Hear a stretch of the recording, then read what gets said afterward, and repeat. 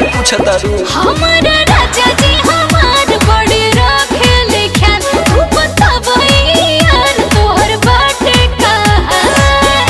हम त मजा लेत बानी राजा संग तो बहके।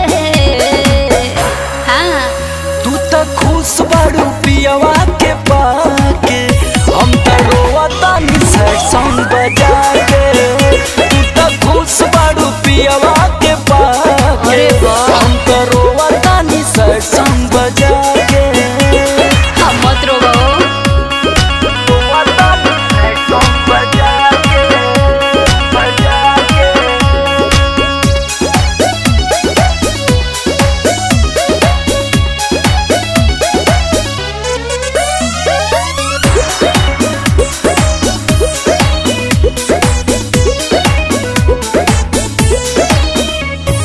छोड़ा इमोशनल बात अब बुझला। करो न कुछ कारनामा, निमन प्रॉपर्टी देख के लिखवाला तू अपन बयानामा।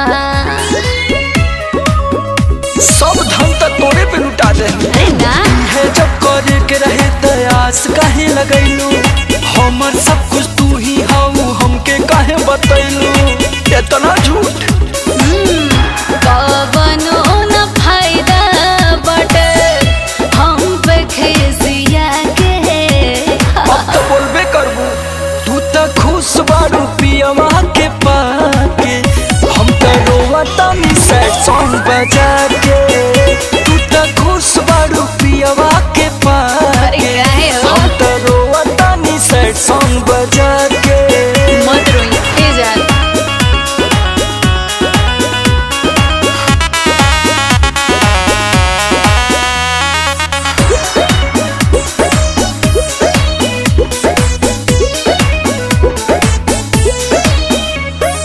बाटे हमार सलाह है गो, माना यादव रा।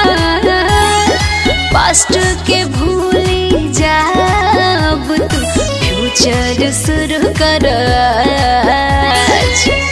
सबके अपने नियम बुझतारू।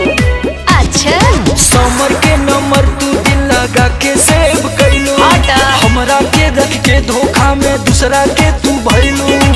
विश्वघात कैले बारू तू। काटतानी फोन अब सच्चाई बता के। अरे तो पहले काहे न बताई। तू तो खुश बारू पियवा के पाके, हम तो रोवतानी सैड सॉन्ग बजा